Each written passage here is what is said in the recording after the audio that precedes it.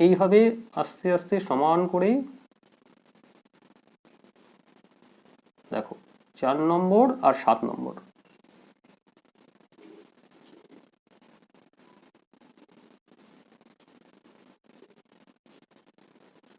রেখায়িত করলাম। Welcome students, তোমরা দেখছো ফিলোসফি অ্যান্ড লজিক।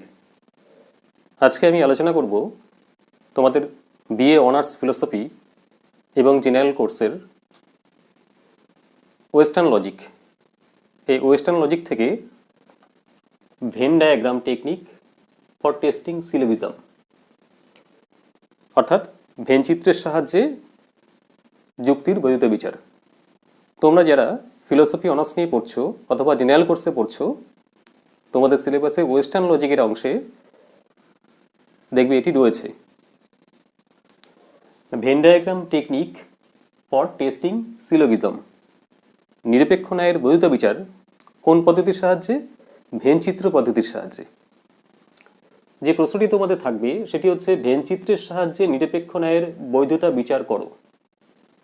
এই প্রশ্নটি আমরা কিভাবে উত্তর করব, অর্থাৎ কিভাবে একটি নিরপেক্ষ ন্যায়কে ভেন চিত্রের সাহায্যে তার বৈধতা বিচার করব। দেখো দেখো 1 নম্বর, এখানে একটি আমি দৃষ্টান্তের উল্লেখ করেছি। এটি একটি হচ্ছে নিরপেক্ষ ন্যায়ের দৃষ্টান্ত। এই যুক্তিটাকে আমরা ভেন চিত্রের সাহায্যে তার বৈধতা বিচার করব।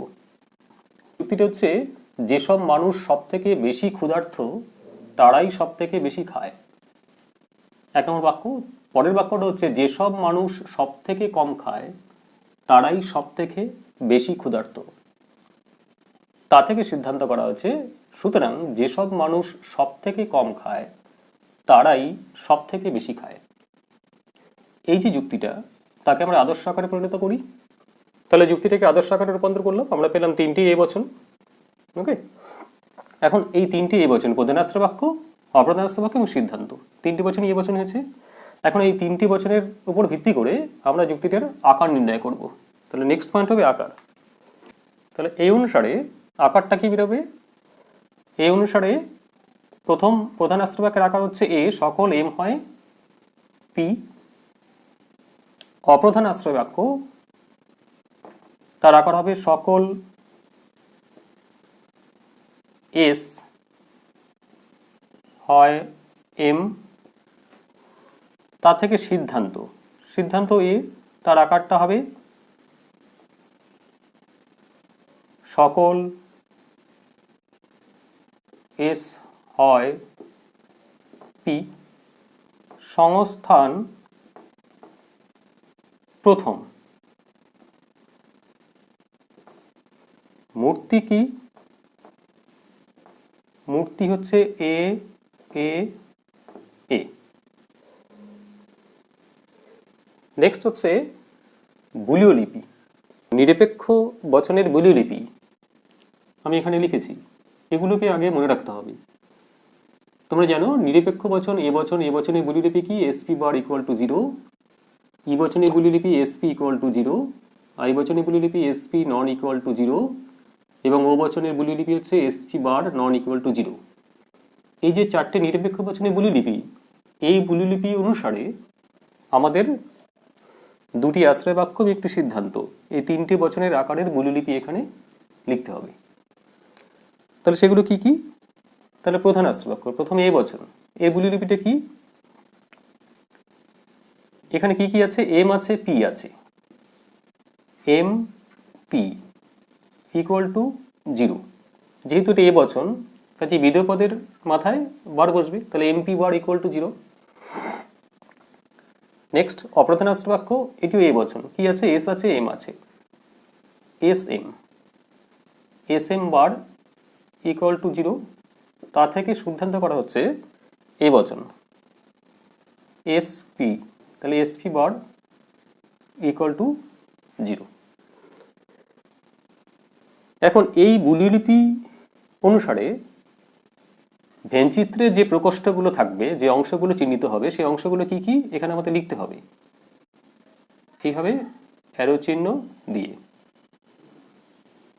দুদিকে অ্যারো চিহ্ন দিয়ে ভেনচিত্রের অংশগুলোকে চিহ্নিত করতে হবে এই বুলীয় লিপি অনুসারে। কি, সেটা হচ্ছে আমরা ব্র্যাকেটে লিখতে পারি SPM প্লাস SPM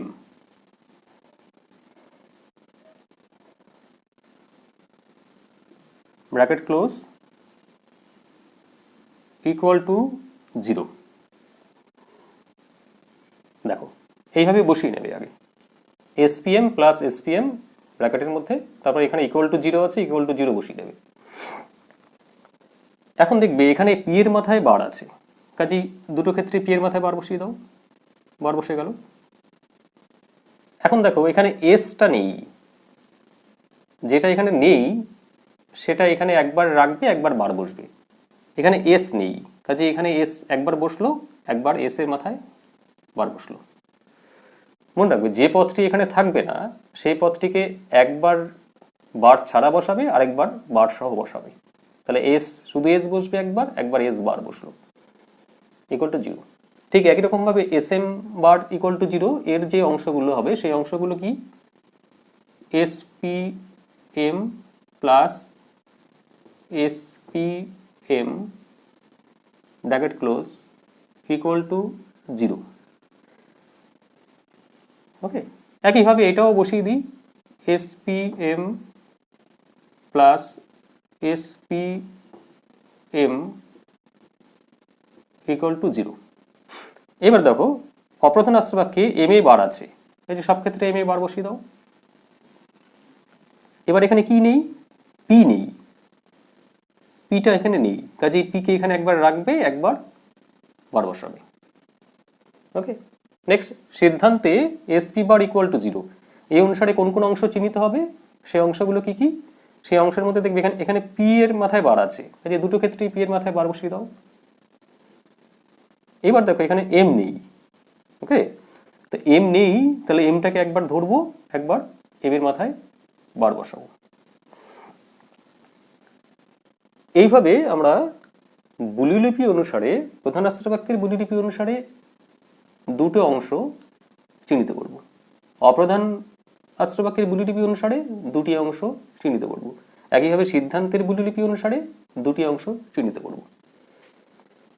এইভাবে হচ্ছে এই নিরপেক্ষ ন্যায়টির আকারের বুলিলিপিতে ব্যক্ত করা হলো। এখন এই বুলিলিপি অনুসারে আমরা এটাকে ভেন চিত্রের সাহায্যে চিত্রিত করব। দেখো তাহলে এখানে তিনটে পদ আছে SPM প্রতিটা ক্ষেত্রে। SPM পদ থাকার জন্য আমরা ভেন চিত্রে SPM তিনটে বৃত্ত অঙ্কন করব। আমি ভেন চিত্রটা এখানে অঙ্কন করছি, তোমরা নিচে নিচে করবে।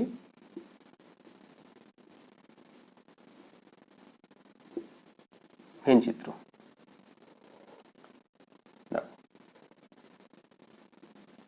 SPM আছে, তিনটে পদ আছে, কাজে এস এর জন্য একটা বৃত্ত,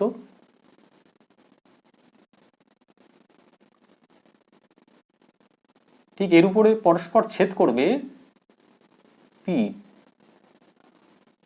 একই সঙ্গে দুটো বৃত্তের উপর আরেকটা বৃত্ত চলে যাবে, সেটা হচ্ছে এম।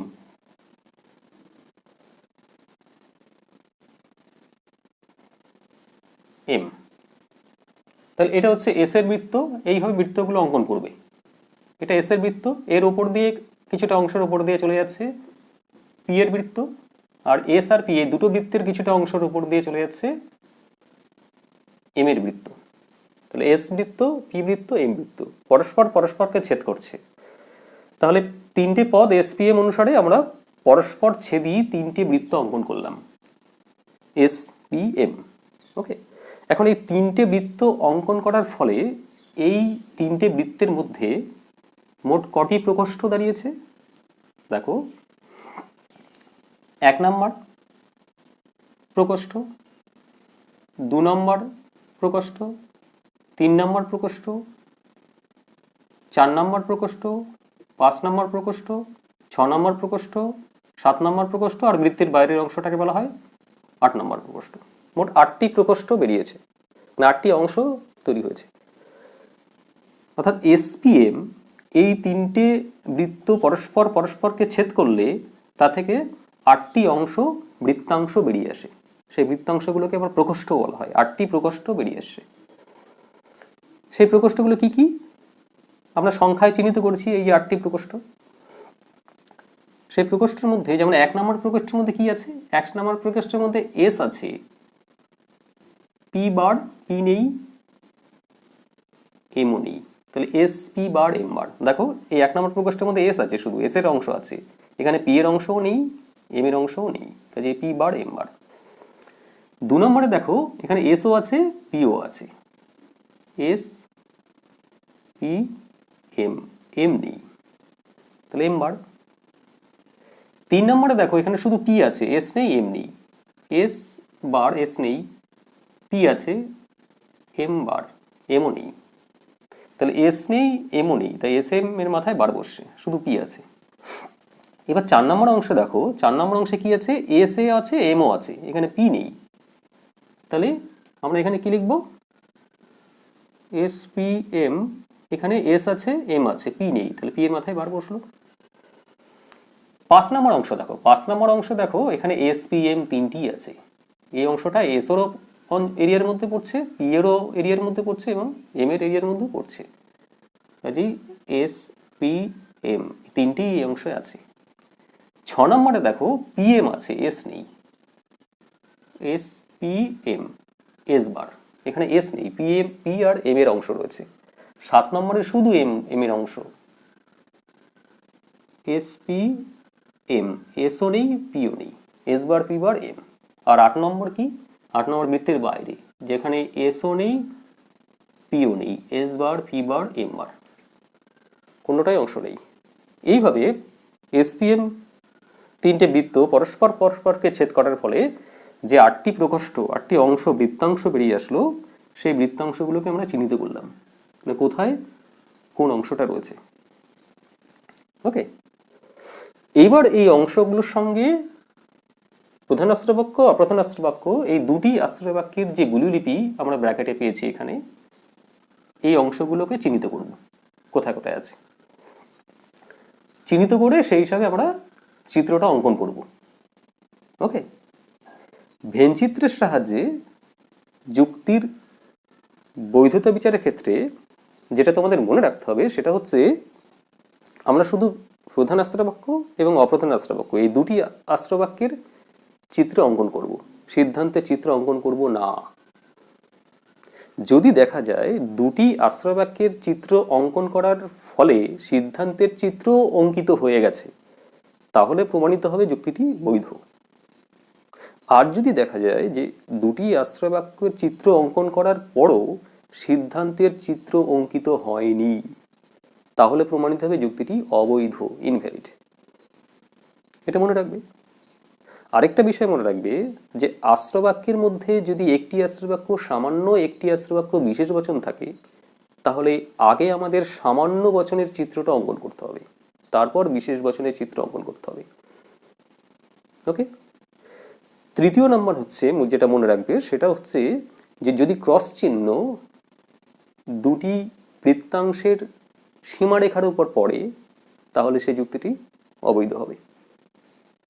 ওকে, 4 নম্বর যে বিষয়টা মনে রাখতে হবে সেটি হচ্ছে, যে দুটি বৃত্তাংশ আশ্রয়বাক্য দ্বারা চিহ্নিত হবে সেই দুটি বৃত্তাংশের কোনো একটিতে ক্রস চিহ্ন থাকলেই হবে।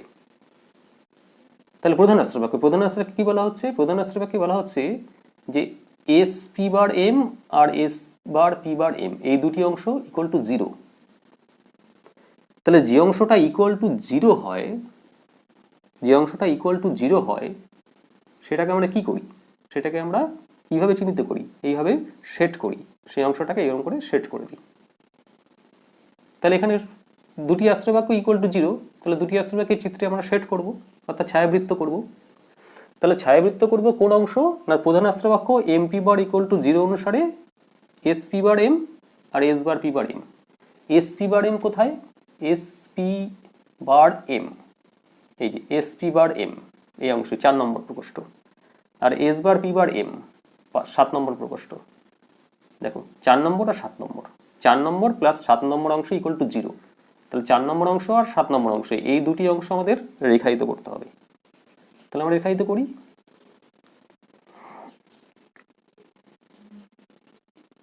এইভাবে আস্তে আস্তে সমান করে দেখো 4 নম্বর আর 7 নম্বর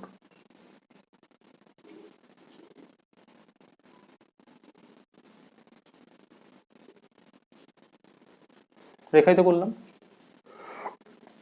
তাহলে হয়ে গেল আমাদের প্রধান আশ্রয় বাক্যের ভেনচিত্র হয়েছে। নেক্সট হচ্ছে অপ্রধান আশ্রয় বাক্য। অপ্রধান আশ্রয় বাক্যে কি আছে? অপ্রধান আশ্রয় বাক্য অনুসারে এসপিএম বার কোনটি, কোন অংশটিকে নির্দেশ করছে? এসপিএম বার এই 2 নম্বর অংশ। আর এস পি বার এম বার এটি কত নম্বর অংশকে নির্দেশ করছে? এস পি বার এম বার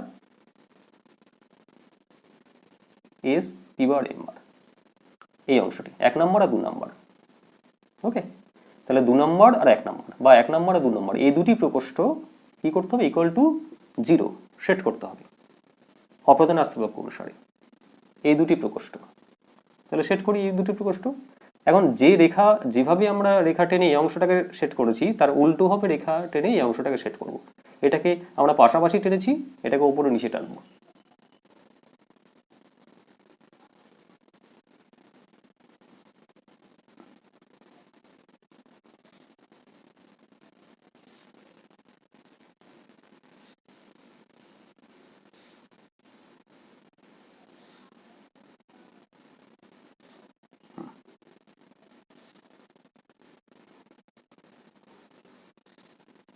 দেখো এইভাবে 1 নম্বর 2 নম্বর অংশ সেট করেছি। তাহলে প্রধান আশ্রয় বাক্য এবং অপ্রধান আশ্রয় বাক্যের চিত্র অঙ্কন হয়ে গেল। এখন আমরা দেখব যে সিদ্ধান্তের চিত্রটা অঙ্কিত হয়েছে কিনা। সিদ্ধান্তের চিত্র অঙ্কন করব না, আমরা পরীক্ষা করে দেখব সিদ্ধান্তের চিত্র অঙ্কন করা হয়েছে কিনা। তাহলে দেখা যাক সিদ্ধান্ত কি। সিদ্ধান্ত হচ্ছে এসপি বার ইকুয়াল টু 0। কোন কোন বৃত্তাংশকে বোঝাচ্ছে? SP bar M. দেখো এসপি বার এম এই 4 নম্বর অংশ,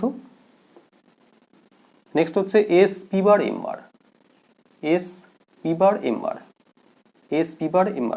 এই 1 নম্বর অংশ, এই 1 নম্বর অংশ আর 4 নম্বর অংশ। সিদ্ধান্ত অনুসারে এই দুটি অংশ 1 নম্বর আর 4 নম্বর অংশ এই দুটি অংশ রেখায়িত হতে হবে। তো অলরেডি রেখায়িত হয়ে গেছে। আশ্রয় বাক্যের চিত্র অঙ্কনের সঙ্গে সঙ্গে সিদ্ধান্তের চিত্রটাও এখানে অঙ্কিত হয়ে গেছে। কাজেই প্রমাণিত হবে যুক্তিটি কি? যুক্তিটি হচ্ছে একটি ভ্যালিড যুক্তি, বৈধ যুক্তি। পুরো নাম হচ্ছে বার্ড-বাড়া।